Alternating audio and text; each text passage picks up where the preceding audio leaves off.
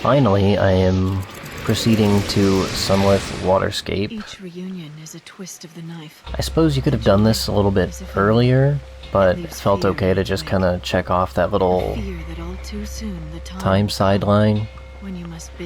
I don't know, I'll come up with a better name for it. But whatever, that branch in the timeline is pretty much all solved. There's a couple wild gates that we need to come back and do, but we can come back once we're stronger and have the ability to clean them up a little bit more thoroughly. We're gonna arrive, and immediately I remember that I thought this boss was in the original Final Fantasy XIII, so when I got here last time, I was super confused. I don't know why, but these two games really are messed up in my head. I guess since the story is a continuation, but this one is like back and forth, and if you're confused too, that's perfect. That's the goal. So after we see Snow's visage, Sarah takes off, and we're going to be playing as Null for the foreseeable 10 minutes. There's really nothing else you can do, just run over there, catch up to Sarah, and enjoy some cutscenes of older, more mature Snow. Sarah, am I dreaming again? This is a event boss where he's just gonna get healed the whole time. So you really want to focus on just dealing as much damage as possible. Poison here doesn't seem to be that bad, but out-healing it is a good idea as well. Hopefully your characters have Insuna at this point, or at least your XIII should. A new note in this game is that Insuna removes 2 debuffs per cast, rather than in the previous game you had to cast it once for everything. So that's kind of a little slice of life edit that they made. So we're gonna stagger this boy, and then, like always, we'll switch to our Cerberus Commando paradigm. Snow is gonna do some cutscene battles for us with Null. And then eventually we will be able to take down the monster, who will immediately revive and prove to be more of a problem than we're able to solve at this point.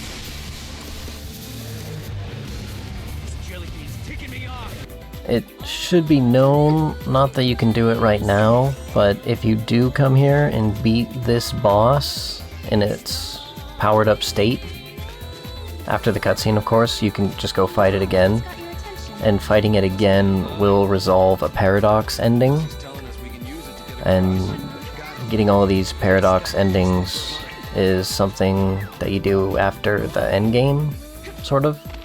You'll receive an item called the Paradox Scope, and it will let you solve these problems. Anyways, we're gonna follow the crew that ran off down to the south. Basically, what we're doing, there's a quest marker, obviously, but for environmental cues, you're following all the little flans that are wandering through the underbrush. So rather than taking this path to the southwest now, I'm gonna head southeast past Chocolina, and there's just a few items that we need to grab. These invisible boyos are in the way, but as soon as Mog reveals them, they will skedaddle. Up on the right route, there's a quick grab treasure chest with some money. And then the left route has some monster parts and the path forward. Just hop over the roots and continue on your way. Eventually we'll stumble upon all of these flans guarding an artifact, and after a short battle, the artifact will be yours. now we can head back to that southwest platform, and the old boss from last game is here in a much more friendly manner. He's gonna be a little roller coaster ride for us. Less like a roller coaster and more one of those, what do you call them? Like a small world ride type thing. Regardless, there's a bunch of treasure chests floating about in the distance here, and you'll be introduced to the Moogle Throw ability, where you throw Mog like a football, and he will look around and pick up whatever you threw him next to. Luckily, it stops here for you to do this. However, there are a few other chests out of your range that you'll need to ride back and forth and try to aim while he's still moving. Now, if you're quick enough, you can throw Mog over to the eastern side here for a wild artifact, and be on your merry way. Chocolina is here, and she is upset about the sticky, gooey flans. Hey there, I'll sell you some great stuff, so in return, I think you should take care of the giant flan. You know what I mean by take care, right? Once you finish shopping with Chocolina, you can Tarzan swing around the eastern side. There's a few treasure chests to pick up, especially all the way to the very south end. You can get another... You can get an Ember Ring. All of these are kind of helpful. They also have combination effects. So if you wear like 3 Ember Rings, you'll get like a bonus stat. But finish your fight off, and with our new fragment, we get a little bully Knoll for being a Outlander who doesn't know what a theme park is. I guess you only have them when times are peaceful and prosperous, not like where you're from. We can use one of our artifacts here at this gate. This is going to unlock the Coliseum for us, which is just kind of an item grab at this point. On your way back, you can zone in this vine to go to the little hidden woodland area, and there's a chest and a hidden chest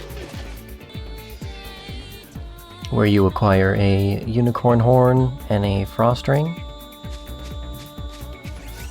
If you want to get here from the other side, you can use Mog likewise to reveal the invisible vine.